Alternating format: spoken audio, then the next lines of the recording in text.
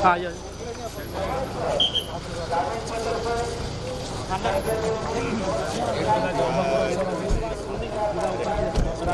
बंटी डामोर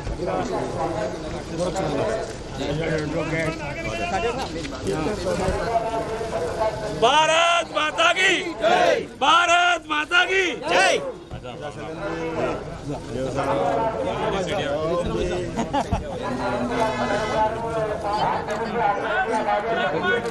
जिंदाबाद जिंदाबाद भारतीय जनता पार्टी जिंदाबाद जिंदाबाद भारतीय जनता पार्टी जिंदाबाद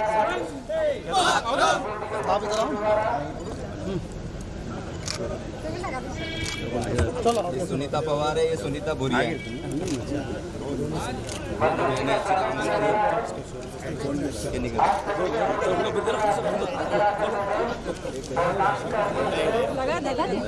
चलो धन सिंह जी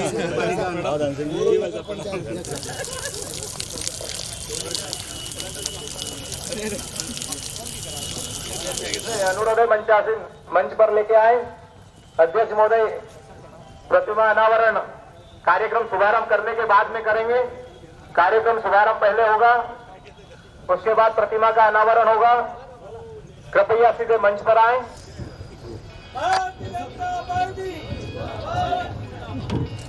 सभी अतिथि मंच पर आ जाए। जो हमारे अतिथि बनाए गए सिर्फ वही मंच पर रहे। आप सभी से अनुरोध है, कृपया आ जाए। कृपया मंच पर पधारें।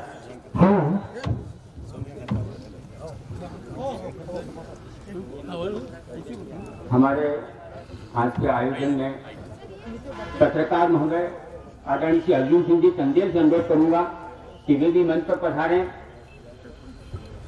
हमारे झाबुआ जिले के प्रसिद्ध शिक्षाविद इतिहासकार डॉक्टर के त्रिवेदी भी हमारे अतिथियों में हैं। मैं उनसे भी अनुरोध करूंगा कि वे हमारे बीच में उपस्थित हों। हमारे बीच में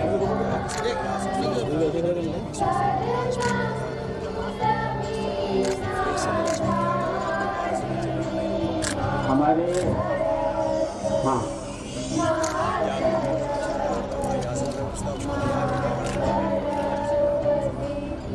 हमारे बीच में अभी अतिथि पधारे हैं आदरणीय श्री सुल्तान सिंह जी, जो कि मध्य प्रदेश के अंदर जो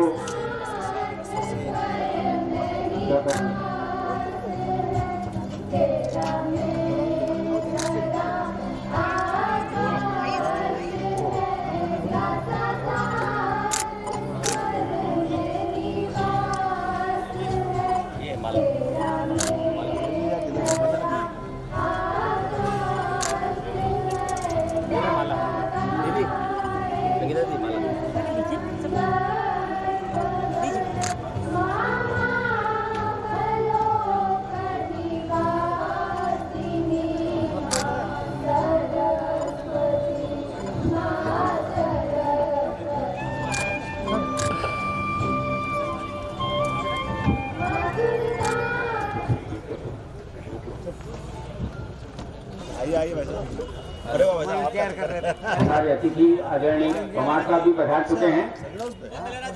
जी साहब बीच में होता है कुर्सी और लगवा लेते हैं। मंच पर हमारे अतिथियों का आगमन हो चुका है, बनाए रखें। वेदी जी एक बहुत अच्छे पत्रकार साथी हैं, वे हमारे अतिथियों का स्वागत करेंगे। भाई श्री मनोज और तलेरा जी आए और हमारे अतिथियों का स्वागत करें। पत्रकार कन्हैया लाल आ गया है यार, ऐसा मत बोलो यार, आपका थोड़ी भारतीय जनता पार्टी खंबा खंबा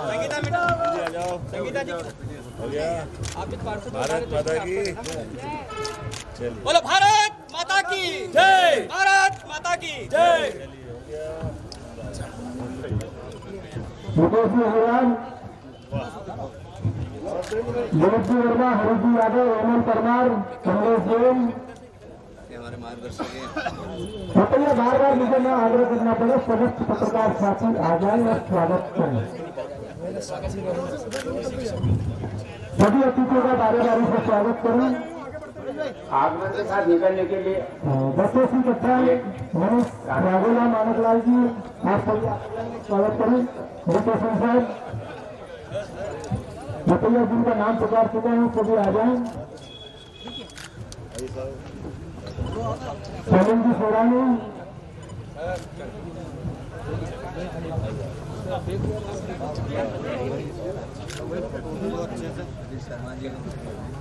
संतोष कलोरा, आयोजन समिति के समस्त कार्यकर्ता, समस्त पत्रकार आ जाए और बोलिए अगर किसी का नाम छूट रहा है तो कृपया वो भी पत्रकार साथी आ जाए। थोड़ा जल्दी करें भैया, विषय है फटाफट, थोड़ा सा जल्दी करें, स्वागत जल्दी करें।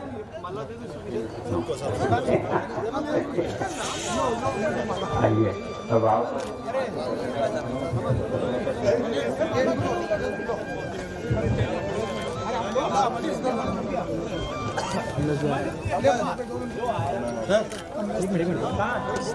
विवेक जी और उनके साथी मामा जी से जुड़े हुए हमारे राजेश बैरागी जी भी हमारे बीच में उपस्थित हैं। कृपया वे भी स्वागत के लिए आए।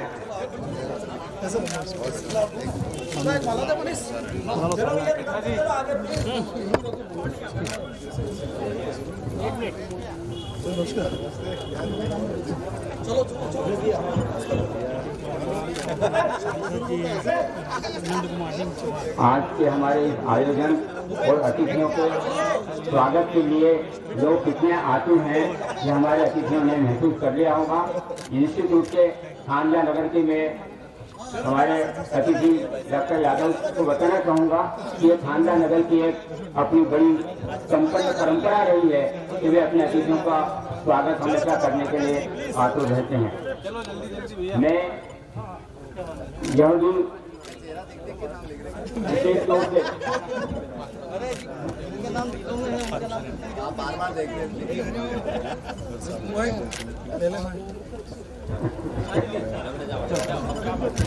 पोंगल दाहिनी ओर से जो रास्ता है उससे वापस मंच से जाने का कष्ट करें।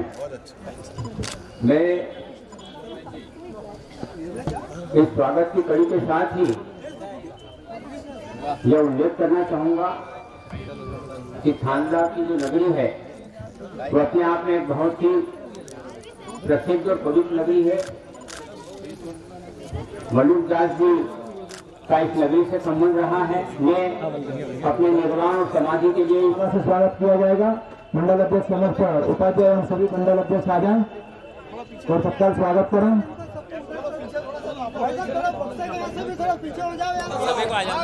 माता की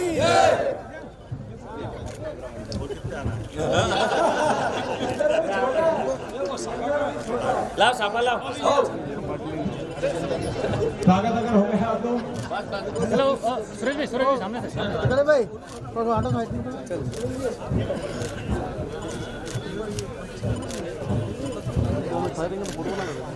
भारतीय जनता पार्टी जिंदाबाद जिंदाबाद। गोलू जी ओ गोलू जी एक मिनट भाई, हेलो हेलो हाय जनरल मानने के बाद खींचेंगे।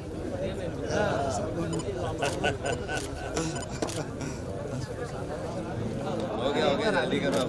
एक मिनट भाई साहब। भाजपा मंडल के खानजा के समस्त साथियों कार्यकर्ताओं द्वारा भाभी जी आप ले लो। सुनील जी अरे इधर क्या एक मिनट।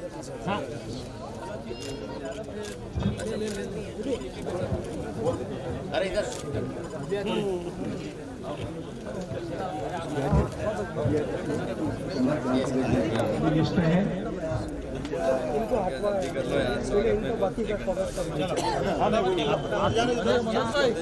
विश्वास जी सोनी, गणराज जी आचार्य, पवार, गिरधारी राठौर, अरविंद रुकवाल, अमित शाहजी, सभी स्वागत करते हुए और जिनका स्वागत हो चुका हो वो कृपया दोबारा ना आए। धवल जी अरोड़ा, पवार, दीपक जी राठौर, मनीष जी वाघेला, गणराज राकेश जी सोनी, लक्ष्मण जी डामोर, बद्दा डामोर, राधू डामोर, ललित तलवार, भानु भुरिया, प्रसाद खान, शैलेश, सभी जिनका हो चुका है वो आ जाए। कमल जी साजन, प्रणव परमार, राहुल पंचाल, महेश नागर, जोगड़िया मेड़ा, मुकेश सिंगार, टापो भगत, से निवेदन के थोड़ी सी लिस्ट लंबी है। स्वागत की राजेंद्र पटियार, सुनील जी पंडा, शांतिलाल सोलंकी, पारस तलेरा, अनिल भंसाली, मुन्ना जी मेड़ा, दिलीप लाल राठौर, नीरज जी भट्ट, उस्मान चिरकुटा, नाना राठौर। कृपया इसमें अगर कोई छूट रहा तो वो आ जाए। स्वागत करते हो जो यहाँ पर स्वागत कर चुके हैं और इस लिस्ट में नाम हो तो कृपया दोबारा ना आए।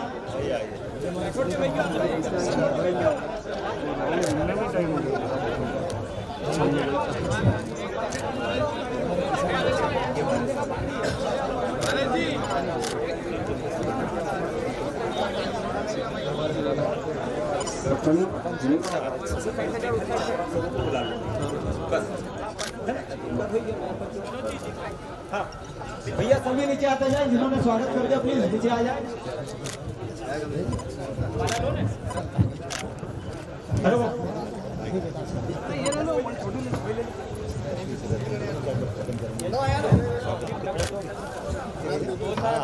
आप चले जाओ, मेरी देंगे ये और एक और थोड़ा सा मेरा जुलूस निकाल देंगे, आप चले जाओ।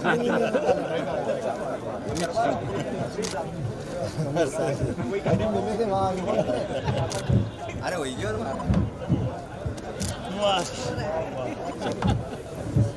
दिलीप जी का अशोक जी अरोड़ा,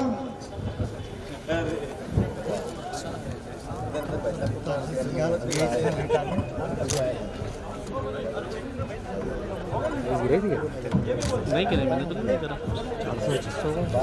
मैंने कुछ भी नहीं गिराया, घर से गिर गई, दिलीप कटारा, वो गिर गई। का स्वागत है। बारंबार हमारे नगर में पधारे और उच्च पद पे जाए।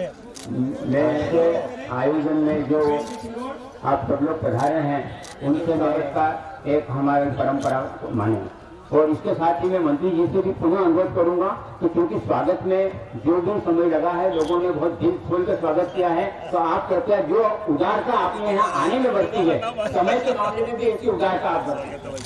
अब मैं हमारे कन्हैयालाल झाबुआ के आ जाइए, आप स्वागत कीजिए।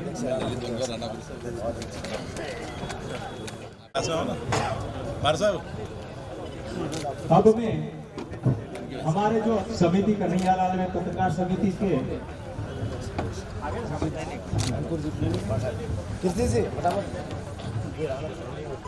बबलू जी सकलेचा पूर्व मंडल अध्यक्ष वे भी आज स्वागत करें। कन्हैयालाल पत्रकार समिति के कमलेश जी तलेरा आए और यहाँ पर कल सिंह जी बाबर का स्वागत है।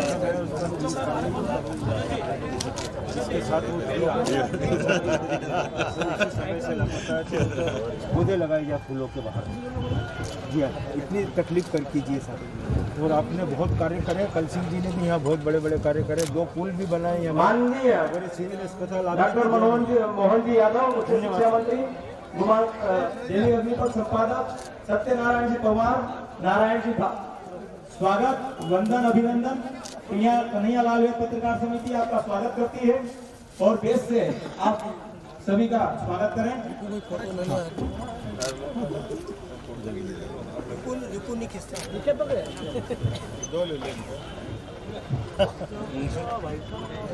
उनको तालाब में ले जाना पड़ेगा।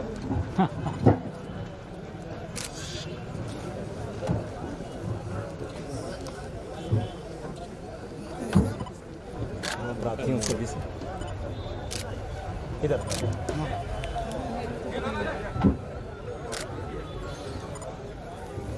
मैं और इस व्याख्यान माला को आप गरिमा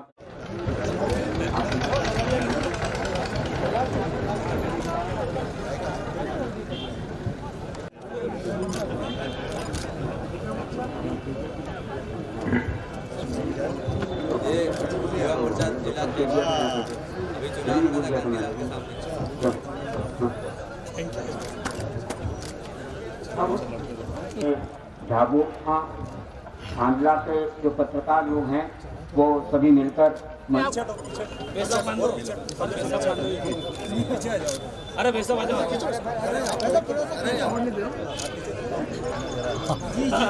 छोड़ मत ज़्यादा मत खींचो तो छोड़ो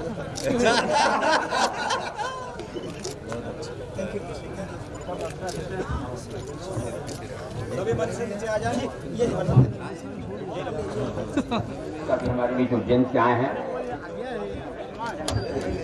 आइए doctor Gupta ji joint director स्वास्थ्य हमारे बीच में आए हैं, वे अतिथियों का स्वागत कर रहे हैं।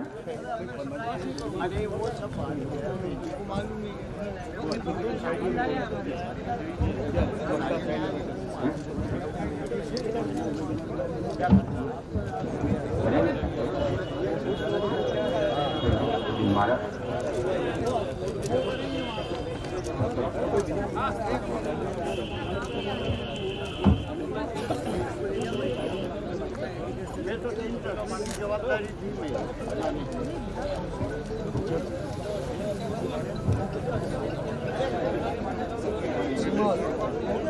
जी और कलावती जी के रूप में महिला शक्ति विराजित थे।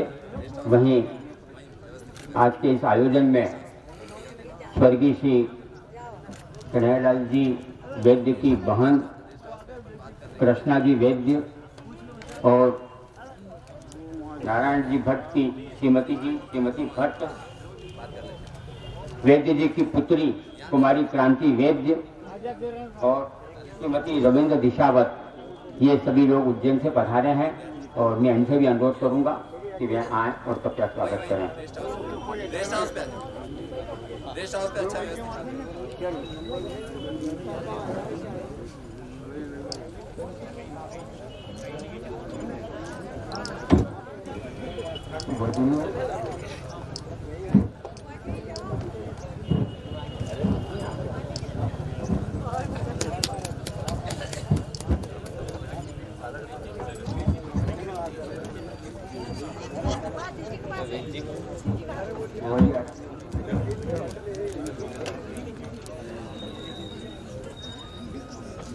भाभी जी आप भाभी आप थोड़ा हाँ इधर ले करो थोड़ा सा हाँ इधर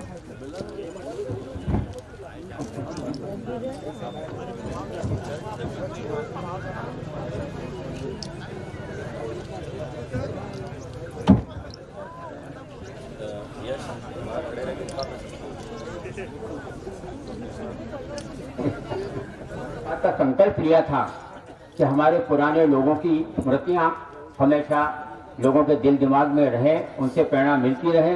इसलिए वैद्य जी की मूर्ति को स्थापित करने का जो संकल्प उन्होंने लिया था वो पूरा हुआ है।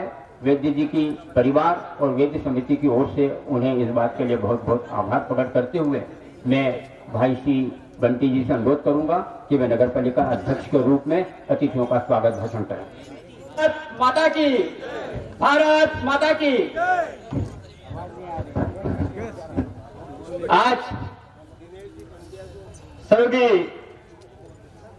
कन्हैयालाल जी वैद्य की 113वीं जयंती के शुभ अवसर पर मध्य प्रदेश के उच्च शिक्षा मंत्री आदरणीय डॉक्टर मोहन जी यादव साहब हमारे बीच में उपस्थित हुए हैं। उनके लिए जोर से तालियां बजा के उनका स्वागत अभिनंदन करें। मंच पर आदरणीय लक्ष्मण जी नायक साहब, अनुसूचित जनजाति के प्रदेश के अध्यक्ष आदरणीय कलसिंह जी भाबर साहब इस क्षेत्र के पूर्व विधायक रहे और मध्य प्रदेश के भाजपा के मंत्री आदरणीय संगीता जी सोनी जी, मंच पर प्रदेश कार्य समिति सदस्य भाई शैलेश जी, पूर्व कैबिनेट मंत्री दर्जा प्राप्त आदरणीय सुल्तान जी, उज्जैन से पधारे हमारे पूर्व सांसद आदरणीय पवार जी, उज्जैन नगर निगम के 4 बार पार्षद रहे आदरणीय दीदी, जिला सहकारी बैंक के पूर्व अध्यक्ष भाई गौर सिंह जी, आदरणीय डॉक्टर जी और पूर्व अध्यक्ष भाई नारायण जी भट्ट, पूर्व जिला अध्यक्ष रहे आदरणीय शैलेश जी, आदरणीय चंदेल जी, पूर्व जिला अध्यक्ष रहे आदरणीय ओम जी, मंडल के अध्यक्ष भाई गोलू जी, संचालन कर रहे हैं आदरणीय वकील साहब व्यास जी, और हमको हर बार मार्गदर्शन देने वाले आदरणीय क्रांति कुमार वेद जी, उनके कन्हैया जी वेद के सपुत्र और उनके परिवार, और सामने बैठे वरिष्ठ पत्रकार आदरणीय ओम जी भट्ट, समस्त पत्रकारगण और मीडिया के साथियों, और सामने बैठे हमारे दूर दराज से इस कार्यक्रम में सम्मिलित हुए वरिष्ठ जनों, मैं माननीय मंत्री जी को बताना चाहूंगा कि स्वर्गीय कन्हैयालाल जी वेद आज उनकी 113 जयंती के उपलक्ष्य में आप पधारे हैं इस नगर में उनकी मूर्ति अनावरण करने के लिए। यहाँ एक थानला ये थानला एक क्षेत्र है, ऋषि मुनियों की धरती कहा जाती है ये। यहाँ से अनेक प्रकार के हमारे महान योद्धा इस नगरी क्षेत्र से, इस माटी नगर की माटी से यहाँ से निकल कर गए, इस थानला का नाम गौरवान्वित किया है हमारे कन्हैयालाल जी वेद ऐसे, और उनके में जैनपुरी मुन्नी महाराज साहब, नागा जी, अनेक प्रकार के यहाँ इस थानला से निकल कर गए, इस धरोहर से उन्होंने हमारे इस थानला नगर, इस नगरी को उन्होंने, इस थानला नगर को दिल्ली में नाम रोशन किया, यानी पूरे देश में नाम रोशन किया। ऐसे योद्धा हमारे यहाँ से निकल के गए हैं, उनको मैं उनको सत नमन करता हूँ। और मैं ज्यादा समय ना लेते हुए वक्ता के रूप में, काफी वक्ता बैठे हैं और व्याख्यान वाला भी होना है, और व्याख्यान वाला के लिए भी हमारे बीच में वक्ता उपस्थित हुए हैं। मैं ज्यादा समय ना लेते हुए आप इस कार्यक्रम में आए, मैं थानला नगर परिषद के अध्यक्ष के नाते आप लोगों सभी अतिथियों का स्वागत अभिनंदन करता हूं। इन्हीं शब्दों के साथ धन्यवाद। भारत माता की जय, जय हिंद। एक और मेरी मांग है अध्यक्ष के नाते माननीय मंत्री जी से कि हमारे यहाँ पे लोग अच्छे यहाँ पे इस ग्रामीण क्षेत्र से खेलने की भावना से इंदौर और भोपाल अन्य खेलों में यहाँ से सिलेक्शन होकर जाते हैं, लेकिन हमारे यहाँ पे ग्राउंड नहीं है। इसलिए आप, मेरा मंत्री जी से आग्रह है कि आप ये थानला नगरी क्षेत्र को एक स्टेडियम के निर्माण के संबंध में एक यहाँ से इस मंच से घोषणा करके जाए। इन्हीं शब्दों के साथ धन्यवाद। भारत माता की जय, जय हिंद। ठीक है, वे उज्जैन से एक समाचार पत्र निकालते हैं, साप्ताहिक थीम उन्होंने वेद जी के लिए एक विशेष अंक निकाला है। मैं उन्हें आमंत्रित कर रहा हूँ, वे आए और इस का विमोचन करूँ।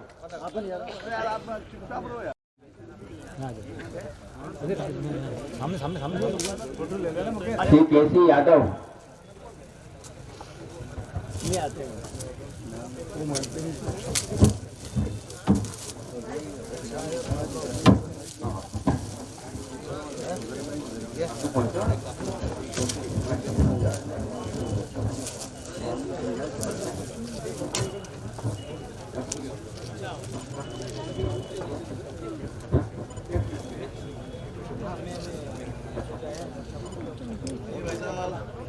केसी यादव,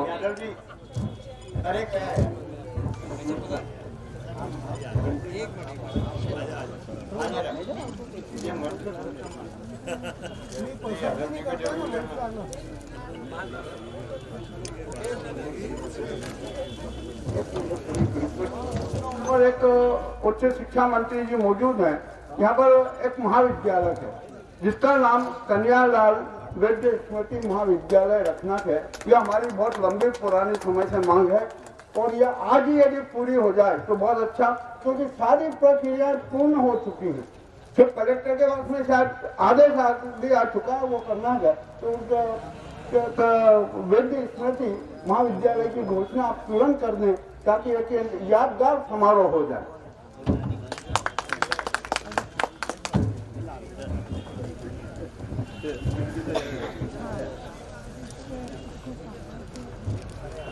मैं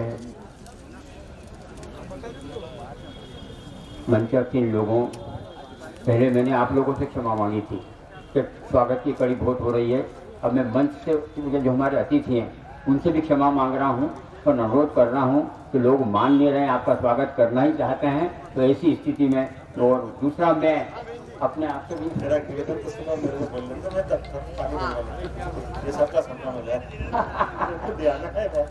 अच्छा, कॉलेज के प्रोफेसर आदरणीय दिनेश जी पंड्या को भी अनुरोध करूंगा और आनंदीलाल जी जैन वरिष्ठ पत्रकार तथा श्री ओम जी अग्रवाल, इन तीनों से अनुरोध है कि वे आए और कृपया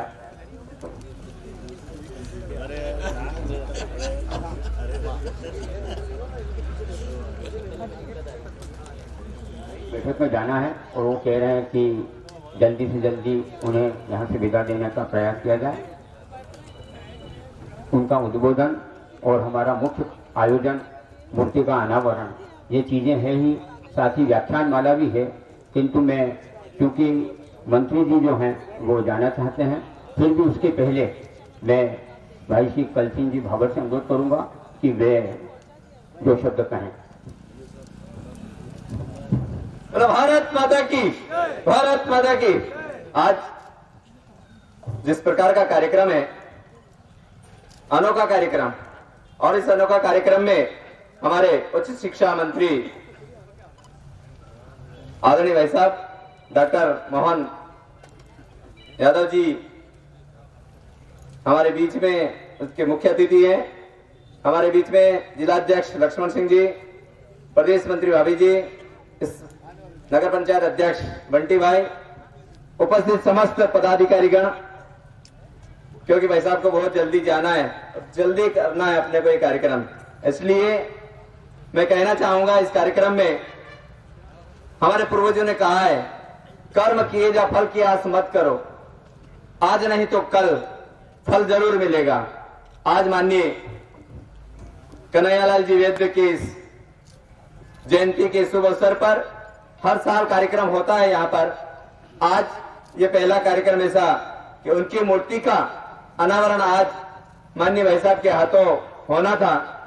और ऐसे महापुरुष हमेशा हमेशा मगर हमेशा उन्हें याद किया जाता है। मैंने जैसा कहा है कि हम इस धरातल पर मनुष्य रूप में आए और अच्छा कर्म करके हमारी यादें हजारों हजारों वर्ष तक स्थापित हो, ऐसा करें।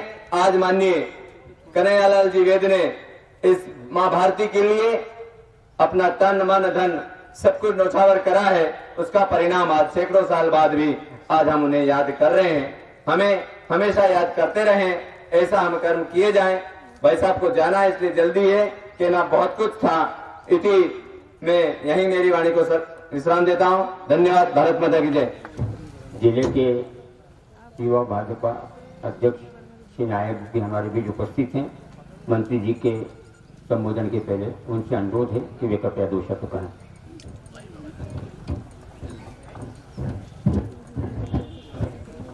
भारत माता की, भारत माता की।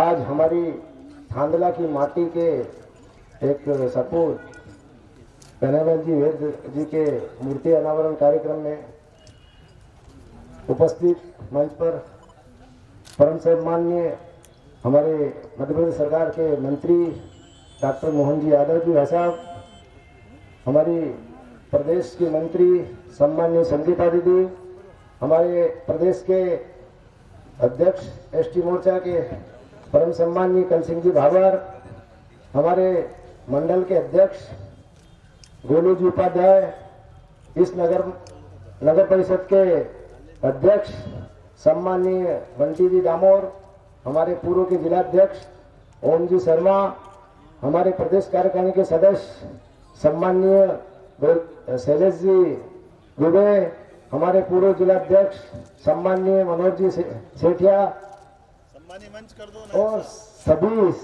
सम्मान्य मंच और मेरे सामने उपस्थित गणमान्य नागरिकों, सबका वंदन अभिनंदन। वास्तव में कार्यक्रम बहुत अद्भुत है और हम भी गौरव महसूस करते हैं कि हम इसी थांगला विधानसभा में ही रहते हैं और हमारे यहाँ एक वीर सपूत हुए जो पत्रकारिता जगत में बहुत ऊंचाई तक रहे और राज्यसभा के सदस्य भी रहे, और हम भी गौरव महसूस करें कि इस कार्यक्रम में हमें भागीदारी का अवसर मिला। मैं इतना ही कहूँगा। श्री नायक जी के अलावा मंत्री जी का भी धन्यवाद करूंगा। उन्होंने एक अच्छा फार्मूला बताया है, सम्मानीय मंच। वास्तव में इससे रास्ता अच्छा निकलेगा। और मैं अब श्रीमती संगीता जी सोनी से अनुरोध करूंगा कि वे भी उनके नगर में पधारे हुए मंत्री जी का अभिवादन कर।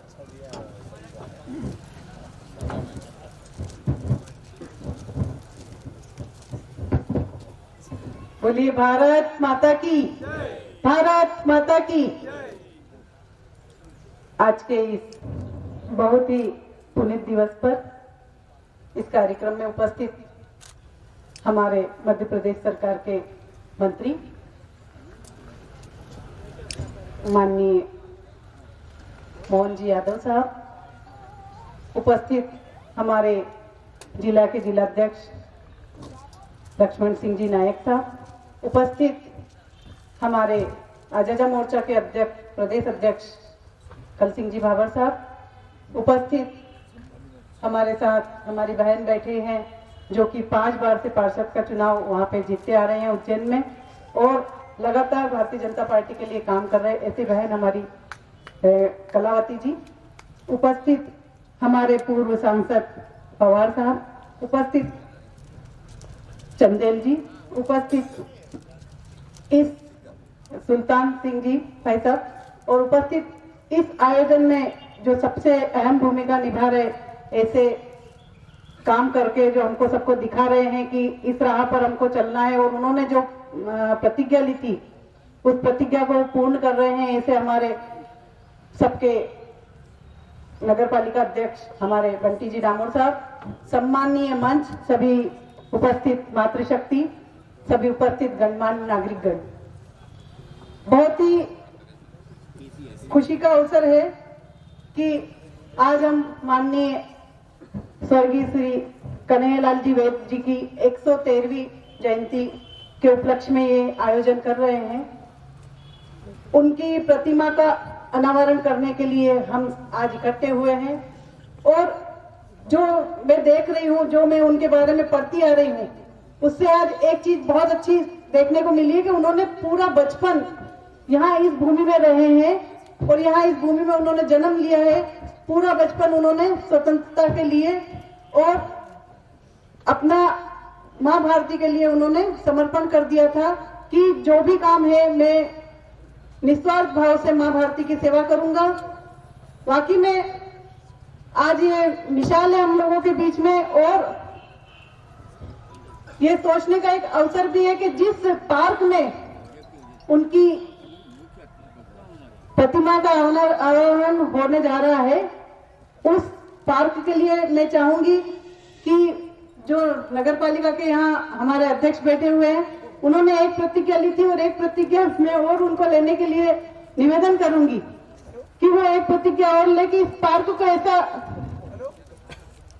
या औषधि वाला या इस तरह के प्लांटेशन लगाकर उस पार्क को ऐसा डेवलप किया जाए कि हर व्यक्ति यहाँ से गुजरे और हर व्यक्ति इस पार्क में रुके और उनकी प्रेरणा से सब ये सोचे और सब ये समझे कि हमको किस राह पर चलना है, भारत माँ को परम वैभव के और ले जाने का काम हमको किस तरह से करना है। जिस तरह से उन्होंने अपनी लड़ाइयां लड़ी है स्वतंत्रता के लिए उन्होंने कांग्रेस के साथ में लड़ाई लड़ी है, उन्होंने अंग्रेजों के साथ में लड़ाई लड़ी है और इसके बाद में उन्होंने जो पब्लिक का काम नहीं करते थे, जो आम जन का काम नहीं करते थे, ऐसे राजाओं के साथ भी उन्होंने अपनी लड़ाई लड़ी है। ऐसे महान पुरुष को सच सच में नमन करती हूँ। हमारे और भी अतिथियों का उद्घाटन करवाना चाहता था, किंतु मंत्री जी का बार बार अनुरोध है कि नहीं, समय की वजह से उन्हें जाना है, इसलिए वे मंच से क्षमा चाह रहे हैं। मैं उनके उद्बोधन के पहले हमारी व्याख्यान माला के मुख्य वक्ता श्री चंदेल जी, जो वरिष्ठ पत्रकार हैं उज्जैन के, और जिनके पिता श्री ठाकुर शिव प्रताप सिंह जी भी बहुत अच्छे पत्रकार रहे हैं, जिन्होंने पत्रकारिता का मापदंड जैसा वेदी जी ने रखा था, जैसा मामा बालेश्वर दा ने रखा था, उसी अनुसार के मापदंड पे वो करते रहे हैं। और आदरणीय श्री चंदेल जी भी अग्निपथ के मुख्य संपादक हैं, वे भी उसी रास्ते पर चल रहे हैं। वे आए और अपना उद्बोधन। पति को प्रणाम करता हूं। उसके बाद मंच पर आसीन और मेरे सामने बैठे सभी बंधुओं, मैं आप सबकी उपस्थिति को प्रणाम करता हूं। महाकाल की नगरी से आया हूं, मौलाना मौज की नगरी से आया हूं, और महाकाल की भस्मी से आज के इस ऐतिहासिक कार्यक्रम में आप सबका वंदन करता हूं, अभिनंदन करता हूं। सर्वप्रथम मैं धन्यवाद देता हूं ऊर्जावान मध्य प्रदेश शासन के कैबिनेट मंत्री, उच्च शिक्षा मंत्री श्री मोहन यादव जी, जिन्होंने मुझे इतनी व्यस्तता के बावजूद मैंने उनसे विशेष परमिशन ली, उन्होंने 5 मिनट का मुझे समय दिया, और मैं उनसे वादा करता हूं कि 5 मिनट से 6 मिनट में नहीं लूंगा। उनके लिए प्रति मैं आभार व्यक्त करता हूं। साथियों, आज हम उस शख्सियत की मूर्ति का अनावरण करने जा रहे हैं जो इसका बहु विधाओं में जिसका नियंत्रण था। यदि मैं पत्रकारिता की बात करूं, चूंकि मेरा विषय है पत्रकारिता में वेद जी के आयाम, तो हिंदुस्तान की पत्रकारिता मित्रों 4 कालखंडों में बांटी गई है। एक सन 1826 से 1884 तक, जिसे हमने उद्बोधन काल का नाम दिया है। इस काल में भारतेंदु, हरिश्चंद्र ऐसे पत्रकार हुए हमारे देश में, हिंदुस्तान। उसके बाद की पत्रकारिता जागरण काल कहलाई, जो 1885 से लेकर 1919 तक चली। उसमें बहुत सारे हमारे संपादक पत्रकार हुए जिन्होंने अलग जगाई। 1920 के बाद 1947 तक इस देश में क्रांति का समय था, देश को आजाद कराने का समय था। उस काल की पत्रकारिता कुछ पिछले कालों से हटकर अलग थी। उस समय की पत्रकारिता में गणेश शंकर विद्यार्थी, माखनलाल चतुर्वेदी, ऐसे बहुत सारे लोगों के नाम लिए जा सकते हैं। और देश की आजादी के बाद एक नए तरह की पत्रकारिता चालू हुई, जिसका नाम दिया गया नव निर्माण काल। चूंकि मैं पत्रकारिता का विद्यार्थी हूं, अभी मास कम्युनिकेशन में एमए कर रहा हूं, इसलिए मैंने पढ़ा है तो आप सबके भी शेयर करना चाहता हूं। तो वेद जी 2 कालों की संधि का काम करा वेद जी ने। एक तो क्रांति भी देखी उन्होंने 1920 से 1947 का जो काल था, क्योंकि वेद जी का जन्म 1908 में हुआ। उसके बाद उन्होंने उज्जैन से नाता रहा, माधव कॉलेज से पढ़ाई करी, BA LLB करा। आप चूंकि सब यहाँ के लोग सब जानते हैं उनके बारे में। तो वेद जी ने स्वतंत्रता संग्राम का रोल करा, पर उसके बाद 1947 में जब देश आजाद हुआ तो समाज का हर तबका, समाज का हर वर्ग बहुत प्रसन्नता महसूस कर रहा था। पर उस समय भी हिंदुस्तान का पत्रकार, देश का पत्रकार एक अलग भूमिका निभा रहा था। अंग्रेज जो भारतीयों को रुदन अवस्था में छोड़ गए थे, जो बदहाली में छोड़ गए थे, देश का पत्रकार उसकी चिंता कर रहा था। देश के पत्रकारों ने उस समय उस काम को अपने हाथों में लिया, देश में अलग जगाने का काम करा। क्योंकि देश आजाद हुआ था अंग्रेजों की इतने साल की दास्ता के बाद, तो देश की जो प्रतिष्ठा थी उसको पुनर्स्थापित करना था भारत। तो पूरे संसार में देश की, भारत की एक अलग पहचान बनाने के लिए उस समय के पत्रकारों ने काम करा। उन्होंने खुशियां नहीं मनाई देश की आजादी की, क्योंकि उस समय पत्रकारों के सामने बहुत ज्यादा सामाजिक चुनौतियां थी। उन्हें हमारे राष्ट्रध्वज का भी निर्माण करना था, राष्ट्रगान का भी निर्माण करना था, और बहुत सारी ऐसी समस्याएं जिसमें पत्रकारों ने पूरे हिंदुस्तान में अलग जगाकर अपने दायित्व का निर्वहन करा, और उसे पूरे देश, पूरी दुनिया में देश को एक नए अभिनव राष्ट्र के रूप में स्थापित करा। यह हिंदुस्तान के पत्रकारों ने करा है। तो मैं वेद जी का जो काल है, वेद जी ने जो हिंदुस्तान में दास्ता के प्रति जो उन्होंने प्रतिकार किया, जमींदारों के प्रति जो उन्होंने लड़ाई लड़ी, वो वास्तव में नव निर्माण की प्रक्रिया में आता है, देश को पुनः स्थापित करने की प्रक्रिया में आता है। मैंने उनके बारे में जब पढ़ा तो मुझे आश्चर्य हुआ कि एक आदमी, एक अकेला आदमी 40-40 समाचार पत्रों का अकेला संवाददाता, और सारे समाचार पत्र में वेद जी के समाचार छपते थे। और वेद जी जब जागीरदार, जमींदार जुल्म जाती करते थे किसी पर, किसी का शोषण करते थे, उसके खिलाफ आवाज उठाते थे वेद जी। हर हिंदुस्तानी की मर्मज्ञ वाणी की आवाज बने वेद जी। और पत्रकारिता का धर्म यही है कि जनता की मर्म वाणी को समझे पत्रकार और उसे उजागर करे। कुछ लोगों के हाथ में जो पहले सूचनाएं प्राप्त होती थी आजादी के पहले, वो आम लोगों तक पहुंचाने का काम पत्रकार साथियों ने करा है। तो वेद जी का अवदान ये थानला, ये उज्जैन कभी नहीं भूल सकता। और इस झाबुआ की तो माटी का गुण है कि इसकी मिट्टी को माथे से लगाने का मन करता है। यहां पर भाभरा में चंद्रशेखर आजाद भी हुए, मामा बालेश्वर दयाल जैसे तपस्वी हुए, यशवंत घोड़ावत जैसे पत्रकार हुए जिन्होंने पत्रकारों को एक जमीन दी, उर्वरक शक्ति दी। मैं झाबुआ में काफी लंबे समय से जुड़ा हूं और कई बार यहां आता हूं और मैं हर बार कहता हूं कि मैं समझता हूं कि मध्य प्रदेश में जितने जागरूक पत्रकार मैंने झाबुआ जिले में देखे उतने मध्य प्रदेश में कहीं नहीं देखे। गांव गांव तक घोड़ावत जी के शिष्य हैं, यहां पर वेद जी को मानने वाले हैं। और उस समय की पत्रकारिता जो सिद्धांतों पर आधारित थी पत्रकारिता, जिसमें आदमी अपना घर बेच के पत्रकारिता करता था, उस समय भी उन लोगों ने अपने इतने समर्थक पैदा किए, बहुत बड़ी बात है। और भाभरा की मिट्टी तो है ही चंदन जैसी, जिसने चंद्रशेखर जैसे आजाद सपूत को जन्म दिया। बालेश्वर दयाल जी से आप सब जानते हैं कि पूरा जीवन उसने तपस्या में बिता दिया।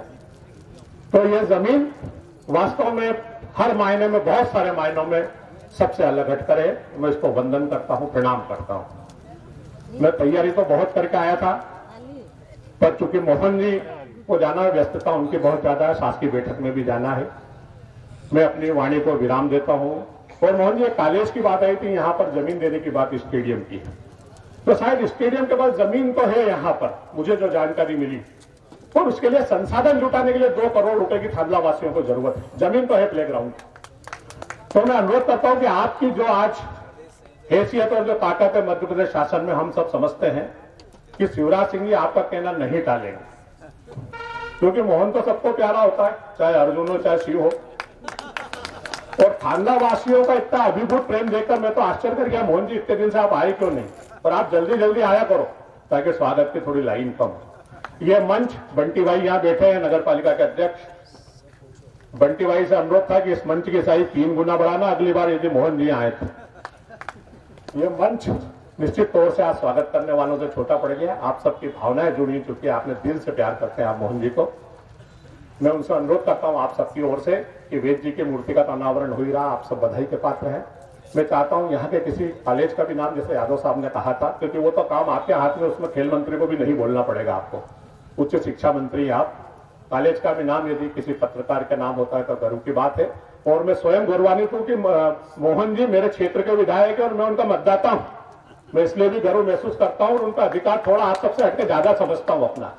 तो मुझे उम्मीद है कि मेरे प्यारे मोहन, ग्राम तो क्या तहसील ग्राम है ना, ये नगर परिषद,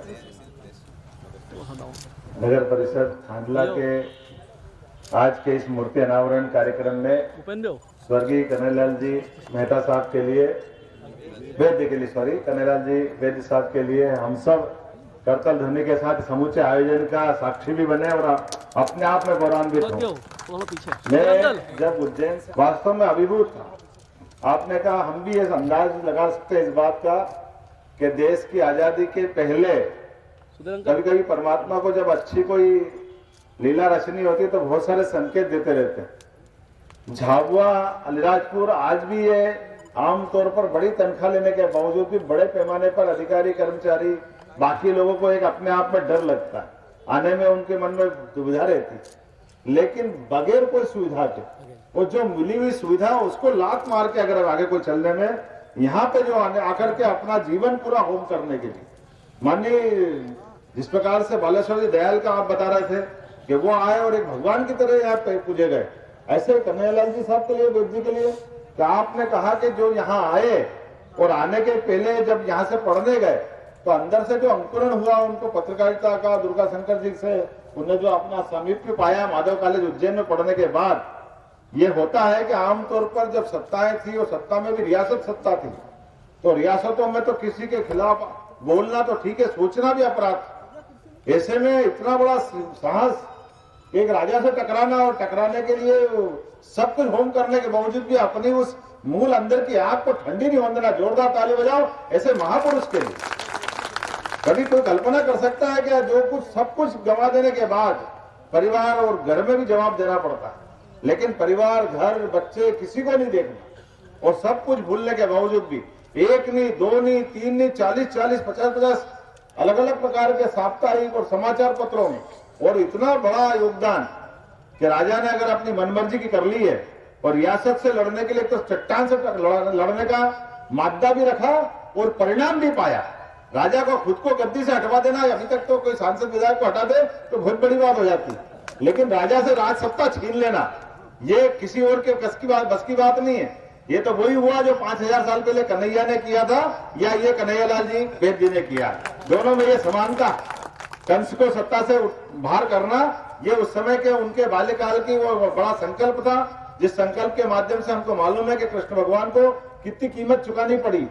जब जब भी कन्हैया आए इनको जीवन में सदैव कीमतें चुकानी पड़ी हुई। एक ऐसा बालक जिसने जीवन भर कष्ट ही कष्ट देखा, पैदा होने के पहले उनके अपने खानदान के कष्ट थे कि 7 भाई बहनों को मरना पड़ा, स्वयं के माता पिता को जेल जाना पड़ा, कितने प्रकार से, जहां दूसरा कोई पाले पोसे वहां पता नहीं कौन कौन से असुरों से लड़ना पड़ा, लेकिन लड़ने के बाद भी उन्होंने जो संकल्प धारा था, ना वो संकल्प से डिगे ना ये संकल्प से डिगे। क्रांति कुमार जी का नाम वास्तव में क्रांति कुमार नहीं रखा, क्रांति तो कन्हैया कुमार जी के मतलब कन्हैयालाल जी साहब के अपने अंतर्मन में जो अंदर जो जल रही, जिस बात को लेके वो चल रहे थे, ये खाली वो जो उनका इंटरव्यू मैंने पढ़ रहा पेपर में अभी, अलमानी आपने थीम में बहुत अच्छा इंटरव्यू छापा, यादव साहब के लिए भी ताली बजाओ जो आज इस अवसर पे उनकी ये बात आना चाहिए कि हमारे बीच में से ये जो उनके छूटे हुए कई सारे सिरे हैं इनको पकड़ने की जरूरत।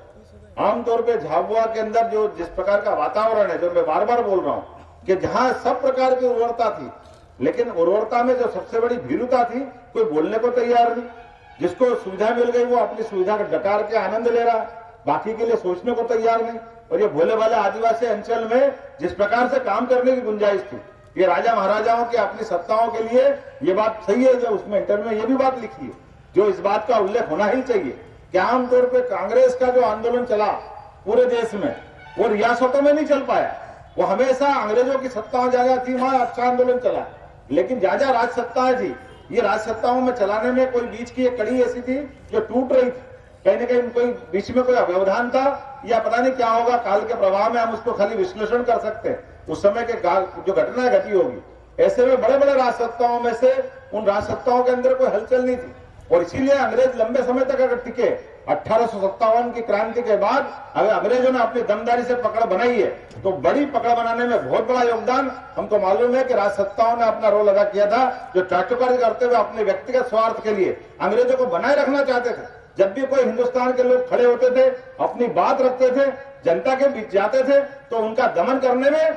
सबसे बड़ा योगदान राज सत्ताओं का था। और मुझे इस बात का गर्व है कि ऐसी राज सत्ताओं को मालवा के आसपास से एक हमारे महापुरुष ने खड़े होकर चुनौती दी है और ये साबित करके दिखाया है कि और भी कोई अगर उस समय इस प्रकार का विद्रोह करते तो हो सकता है कि हमको 47 तक के पहले ये 90 साल की गुलामी 10-20 साल में भी खत्म कर सकते थे। ये योगदान हमारा हो सकता था, ये मार्ग दिखाने का काम उन्होंने किया। जिस प्रकार का माहौल हम सब देख सकते हैं, थांदला में आज भी आना कठिन है, लेकिन उस समय यहाँ आकर के माधवकाली तक पढ़ने जाना, आज भी वाहन साधन के लिए जब मुझे घुमाते फिरे तो मेरे पल्ले नहीं पड़ा कि थांदला किधर गया, इधर से उधर से रास्ते जरूर थे, टाइम भी लगा, लेकिन ये जो आत्मीयता है, लेकिन आत्मीयता के साथ अंदर की जो आपकी ऊर्जा है, आपके अंदर की जो ताकत है, हमको मालूम है कि आज मूर्ति का अनावरण करने वाले हैं, लेकिन वो जीती जागती मूर्ति नहीं है, आज मूर्ति में प्राण आने वाले हैं। जिस प्रकार से उन्होंने अपना काम किया है, जिस प्रकार से ये लोगों की प्रेरणा आई है, डॉक्टर अरविंद दिसावल जी से लेकर के तमाम क्रांतिकारी के साथ साथ जो हमारी पत्रकार एक लंबी श्रृंखला उज्जैन में, और मैं समझता हूं कि कई सारे अर्जुन भैया ये जो उनके साथ के जो पत्रकार है और जो उनके आभा और जो चित्र उनका दिखता है, वो हमारे द्वितीय सरसंघ चालक माननीय गोलवलकर जी की कई बार स्मृति याद दिलाता। जो उनके मुखमंडल है, जो आभा मंडल है, वो हमको एहसास कराता है कि ये जो दीप्यमान चेहरा लेकर के भी लोग आते हैं तो अपनी सुविधा को लेकर के नहीं आते, वो अंदर का तपबल उनका बोलता है, उनका आत्मबल बोलता है, उनके अंदर की ताकत वो प्रेरणा देती है, और ये प्रेरणा हमको उनके जाने के बाद ज्यादा फलीभूत होती दिखाई देती है। यही कारण है कि आज जो आजादी मिली है, उस आजादी की कीमत इस अर्थ में समझना चाहिए। जैसे उनसे पूछा गया कि आप पत्रकारिता क्यों कर रहे हो, तो उन्होंने कहा आजादी की लड़ाई लड़ने का सशक्त माध्यम अगर कहीं है तो उन्होंने वो पत्रकारिता का आंदोलन सम्मिलित होना स्वीकार किया और पत्रकारिता के माध्यम से बात पहुंचाई। और खाली बात नहीं पहुंचाई, अगर उनको यहाँ कष्ट हुए, परेशानी हुई और झाबुआ के हालत खराब हुए, तो राज सत्ता में सबसे बड़े उस समय सुप्रीमो थे अंग्रेज, उनको अंग्रेजों को मजबूर किया कि इस राजा को बर्खास्त करो। ये जो लेखन की जो उनकी ताकत है, उस ताकत ने तलवार से बढ़कर के काम किया। चंद्रशेखर आजाद की गोली ने अगर काम किया है तो इनकी लेखन कला ने भी वही काम किया जो चंद्रशेखर आजाद ने किया है। एक तरह से वो दोनों समान रूप से माने जाते हैं। हम समझ सकते हैं कि झाबुआ की धरती से ये जो विद्रोह के बिगुल फूके हैं, इन विद्रोह के बिगुल ने हमारे लिए एक नया रास्ता दिखाया है। आज दुनिया का सबसे बड़ा लोकतंत्र तैयार हुआ है भारत, और भारत के लोकतंत्र के माध्यम से जब आज सबसे बड़ा यह युवा देश दुनिया का हुआ है, तो ऐसे महापुरुषों को याद रख के निश्चित रूप से पूरे देश को एक दिशा मिलेगी। मेरी अपनी ओर से, चूंकि मेरी थोड़ी मजबूरी है, मैं समझ नहीं पाया था, मैंने 10:30 का टाइम दिया था, लेकिन आने में 2 घंटे में लेट हो गया। रास्ते में इतनी जगह स्वागत, इतनी जगह सम्मान, तो मैं माफी भी चाहता हूं। और यहां से जाने के बाद मैंने तुरंत एक बैठक बुलाई थी, आगामी समय में परीक्षा होने वाली है, तो हमको वर्चुअल मीटिंग लेना है उज्जैन से बैठ करके। मेरे को अंदाज नहीं था, और सारे अधिकारी लगातार मैसेज कर रहे हैं, तो मुझे बीच में जाना पड़ रहा है। मेरी अपनी ओर से एक अच्छे आयोजन की बधाई, और हम उम्मीद करेंगे खांडला में आपने 2-3 बातें मेरे सामने रखी है, मैं उस पर गौर करूंगा कि हमारी इसकी कुछ प्रक्रिया बाकी है, उस प्रक्रिया का हम इंतजार करेंगे। 2 चीज चलेगी, लिटरेचर, हिंदी साहित्य, भूगोल, राजनीतिक विज्ञान, MSc। अब मैं ये सब ढूंढ रहा हूँ, इसमें मेरे को रोजगार वाली तो गुंजाइश दिख ही नहीं रही है। आप ऐसे कोर्स भी होंगे जिसमें रोजगार की संभावना हो, तो वो जो आपने नहीं मांगा मैं वो भी देने को लिए तैयार हूं। क्योंकि हमारे यहाँ सेल्फ फाइनेंस के माध्यम से आने वाले समय में नई शिक्षा नीति के माध्यम से हमारे बीच में आज वर्तमान के दौर में वाकई इसी बात की आवश्यकता थी कि 1947 में जब देश आजाद हुआ तो लॉर्ड मैकाले की शिक्षा पद्धति को लेकर कोई बदलाव नहीं हुआ। ये बड़ा दुर्भाग्य की बात कि कॉलेज में डिग्री मिलती है, लेकिन डिग्री से रोजगार का कोई सरोकार नहीं। जिसको नहीं पढ़ना उसको भी कॉलेज जाना, 3 साल पूरे खराब करना। एक तरह से खराब इसलिए करना है कि बीच में फर्स्ट ईयर सेकंड ईयर अगर वो निकल जाता है तो उसको मानते ही नहीं कि कुछ पढ़ा है, उसको मान लेते हैं कि खाली 11th पास है। ये जो वर्तमान की व्यवस्था है कि जिसको पढ़ना ही नहीं उसको जबरदस्ती भेजना, और हम अगर पढ़ जाए तो हम अंदाज लगा लो कि डिग्री लेकर के जो आते हैं, इससे तो जो 5वीं के बाद ही कॉलेज छोड़ दे, स्कूल छोड़ दे, वो अगर इससे ज्यादा कमा लेता है। लेकिन आज अपनी वर्तमान की व्यवस्था में जो डिग्री का जो दुर्भाग्य एक तरह से गलत चित्र बना था, दुर्भाग्य से 2 शिक्षा नीतियां उस समय आई, एक 1986 में आई और एक 1968 में आई। लेकिन दोनों में भी इस बात की कोई गुंजाइश नहीं दी थी कि जड़ से जुड़ करके इस देश के युवाओं के लिए शिक्षा की कौन सी आवश्यकता होना चाहिए, कौन से कोर्स खोलना चाहिए, पूरा युवा इससे कहां से अपने आप का जीवन बना सकता है और देश के लिए उपयोगी सिद्ध हो सकता है। मुझे इस बात का प्रसन्नता है वर्तमान की जो शिक्षा नीति आई है, रमेश निशंक जी ने लगभग 2 लाख लोगों से अलग अलग प्रकार के सुझाव पाने के बाद 3-4 साल तक अलग अलग मंथन करने के बाद ये जो नई शिक्षा नीति आई है, इस नई शिक्षा नीति ने एक नया परिदृश्य सामने रखा है। उसमें कहा है कि 6ठी के बाद, 5वीं के बाद ही क्लास 6 में आते आते ही बच्चे को टैलेंट के आधार पर जिसको वास्तव में उच्च शिक्षा में जाना है वहीं उसको जाने की गुंजाइश रहेगी। अन्यथा अपने आजीविका के लिए कोई तकनीकी शिक्षा या दूसरी ITI वगैरह करना है तो वहीं से उसकी दिशा बदल जाएगी। इसी के आधार पर आने वाले समय में ये जो हमारा उच्च शिक्षा का परिदृश्य है, इसकी डिग्री भी 4 साल की होने वाली रहेगी। इस 4 साल की डिग्री में अगर आपको एक बच्चा अगर आकर के विद्यार्थी पढ़ना चाहे तो पहले साल में वो छोड़ना चाहता है तो उसको सर्टिफिकेट के अर्थात पहला साल भी उसका कीमत रखेगा, पहले साल उसको सर्टिफिकेट दे देंगे।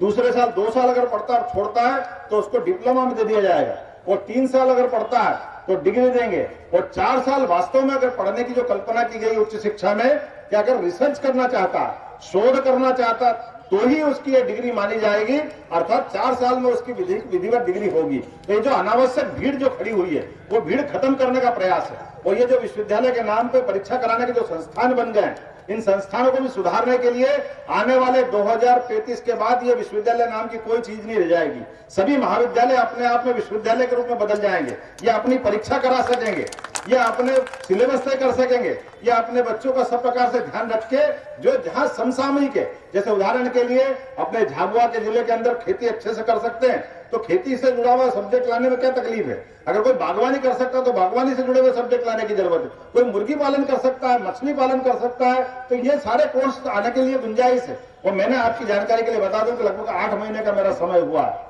अभी मध्य प्रदेश में 1500 के आसपास कॉलेज है, लेकिन 732 कॉलेजों को मैंने कोरोना काल के बावजूद भी बोल करके बुला के उनको अपनी मान्यता दिलवाई है कि आप ऐसे कोर्स खोलो जिसमें कम से कम 20% बच्चों को अपना रोजगार स्वयं चलाने के लिए गुंजाइश हो जाए, उनको ये उपयोगी शिक्षा हमको मिल पाए। आज इसी बात की आवश्यकता है। इसी तरह से मैं कोशिश कर रहा हूं आने वाले समय में फिर ये माहौल बनेगा। दोबारा शिक्षा नीति पे भी बहस चल रही है, हमने टास्क फोर्स भी बनाया, विश्वविद्यालय जिले स्तर पे भी बात कर रहे हैं, क्योंकि ये जो शिक्षा नीति है, शिक्षा नीति हमारे लिए सबके लिए लाभदायी होना चाहिए, युवाओं को मार्गदर्शन करने वाली होना चाहिए। आज लगभग अंदाज लगा लो एक कॉलेज खोलने के लिए, मैं आपकी जानकारी के लिए बता दूं, थोड़ा सा 3000 करोड़ का हमारा बजट है। अब 3000 करोड़ के बजट में से 90% विद्यार्थी हमारे 185 कॉलेज में जाते, कॉलेज है 518। अब 518 जैसे उदाहरण के लिए रीवा जिले के चुरट नामक एक महाविद्यालय के अंदर हमारे 33 बच्चे, 33 बच्चे में से जो हम खर्चा करते हैं वो पर बच्चे पे खर्चा 1,63,000 रुपया पड़ रहा है। अब हम उसको 5,000 भी जेब में डाल दें और उसको अपनी बस से जाने का मौका दे दें तो भी सस्ते में निपट जाए, क्योंकि जिस प्रकार से वेतन देना पड़ता है, जितना खर्चा करना पड़ता, ये 3000 करोड़ का खर्चा खाली हमने इसलिए अब एक आइडियल रूप बनाया है कि रोड मैप बनाया मध्य प्रदेश आत्मनिर्भर में कि 2023 तक 3 साल के अंदर 200 कॉलेज मॉडल बनाएंगे, आइडियल बनाएंगे, ताकि 200 कॉलेज में सब प्रकार की फैकल्टी, सब प्रकार के विषय, अच्छी बिल्डिंग, खेल का मैदान, लाइब्रेरी, सारे उपकरण, सब कुछ दे करके, क्योंकि हमको खाली मन समझाने के लिए नहीं पढ़ने भेजना, मन समझाने के लिए हम कॉलेज नहीं खोल रहे, हमको देश के साथ कदम से कदम मिलाने के लिए, चलने के लिए तैयार करना। और अब देश के साथ नहीं, जब हमको दुनिया की तरफ जाना है, पूरी दुनिया भारत की तरफ देख रही है, तो ऐसे में हमको हमारी शिक्षा का माहौल निश्चित रूप से बदलने की आवश्यकता पड़ेगी। और मुझे पूरा भरोसा है कि आपके सबके सहयोग से निश्चित रूप से मैं इस पूरे अभियान में सफल होऊंगा। माननीय यशस्वी शिवराज सिंह जी का लगातार वाच भी है, उनका प्रोत्साहन भी है, लेकिन नए कोर्स खोलने में कोई कंजूसी नहीं है। इसलिए सेल्फ फाइनेंस के माध्यम से हम अपनी सरकार के माध्यम से इस बात को प्रेरित कर रहे हैं कि समाज अगर कॉलेज का अपना व्यवस्था में कुछ बदलाव चाहता है तो हमको कोई आपत्ति नहीं होना चाहिए। उसी प्रकार से कॉलेजों के नाम की प्रक्रिया भी हमने बनाई, पेंशन की प्रक्रिया भी बनाई। क्या आप हमारे पास से हम खाली अनापत्ति दे देंगे? प्रदेश स्तर पे जिला कलेक्टर नाम बदल देंगे, क्योंकि उनको अधिकार हम देने को तैयार है। वो वहां की जो गुणवत्ता के आधार पर, वहां की परिस्थिति के आधार पर निर्णय ले ले। जिस प्रकार से पेंशन के मामले 2-2, 4-4 साल पेंशन पटक रहे थे, हमने कहा कोई जरूरत नहीं है, ये पावर भी नीचे दे दिए। कॉलेज के अंदर सभी प्राध्यापक और लोअर स्टाफ की सारी पेंशन के निराकरण का हेड अगर कोई रहेगा तो कॉलेज का प्रिंसिपल रहेगा, उसको भोपाल तक आने की जरूरत नहीं, ये पूरे प्रदेश में लागू करा दिया। इसी प्रकार से संभाग स्तर पे अगर पावर पेंशन के हैं तो हमारे अतिरिक्त संचालक जो होते हैं एडी, वो उसका निराकरण कर देंगे। इसके बाद जो भोपाल लेवल के बच्चे हैं, मात्र उतने ही लोगों के लिए हमने उनको पावर दी है। अर्थात ये जो विकेंद्रीकरण करते जा रहा है, इस विकेंद्रीकरण में इसी बात की गुंजाइश लेके चल रहा है कि किसी भी सरकार में उच्च शिक्षा मंत्रालय उस सरकार का आईना होता, चेहरा होता, तो निश्चित रूप से उसमें वो सब सुधार की गुंजाइश होना चाहिए, जिसके माध्यम से ये बहुत लंबी लड़ाई के बाद हमको देश की आजादी मिली है। ये तमाम प्रकार के संघर्षों के परिणाम है कि हमने ये तिरंगा अपने शान से फहरा रहे हैं और प्रजातंत्र में भारत माता की जय और राष्ट्रपति की जय के नारे लगाते हैं। लेकिन इसकी कीमत चुकाने के लिए हमको ये वर्तमान में कुछ कड़क निर्णय लेने की भी आवश्यकता पड़ेगी। आज के इस अवसर पर माननीय लक्ष्मण सिंह जी, कल सिंह जी भावर, संगीता सोनी जी, शैलेश दुबे जी, बंटी डामोर जी, शेर सिंह जी वसूनिया, मनोहर सिंह जी सेठिया, ओम जी शर्मा, समर्थ उपाध्याय जी, सत्यनारायण कुमार जी पूर्व सांसद, दीदी यहाँ पे, और सारे के सारे लोगों का आभार मानता हूँ। माननीय चंदेल साहब का, क्रांति कुमार जी, वैद साहब का, डॉक्टर रविंद्र दिसावल जी का, कि इनने सबने मुझे बोलने का मौका दिया। बहुत बहुत धन्यवाद। भारत माता की जय।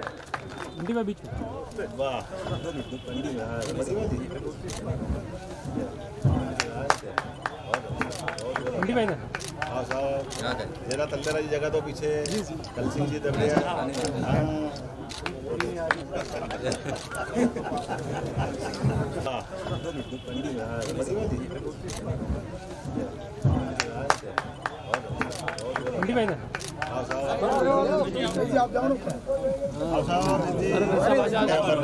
कन्हैयालाल वैद जी अमर रहे, कन्हैयालाल वैद जी अमर रहे।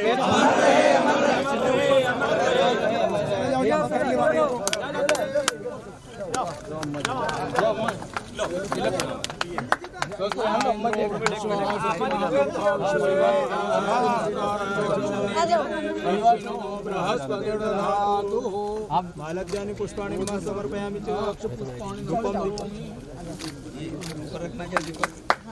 भारत माता की, भारत माता की।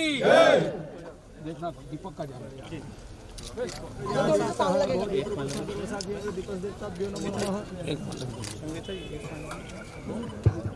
भारत माता की भारत माता की वंदे भैया आप भैया अरे मैडम को निकालो लगा दो ना आप खड़ी कुत्ती का आ जाओ आप लोग लगा दो नहीं आप तो आगे दीदी आप आगे निकल जाओ आराम से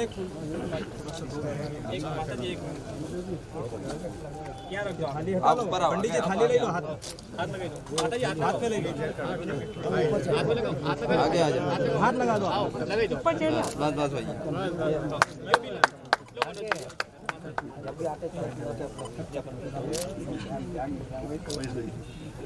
लाल जी वीर अमर रहे